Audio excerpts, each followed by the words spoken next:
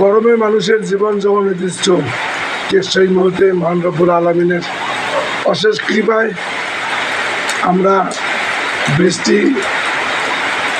আল্লাহ রব্বুল আলমিন বৃষ্টি দান করেছেন আমাদের উপর।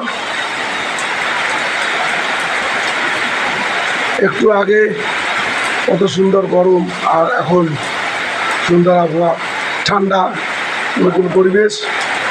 আল্লাহ অশেষ আমার আল্লাহ রব্বুল আলমিন এমন কোনো কাজ নেই যে করতে পারেন না। ধন্যবাদ মহান রব্বুল আলমিনকে। আমাদের এই গরম অতিষ্ঠ হয়ে যাওয়ার পর আমরা একটু স্বস্তির নিঃশ্বাস ফেলতে পারছি, এই জন্য মহান রব্বুল আলমিনের কাছে অশেষ ধন্যবাদ, শুকরিয়া আদায় করছি। আল্লাহ হাফেজ।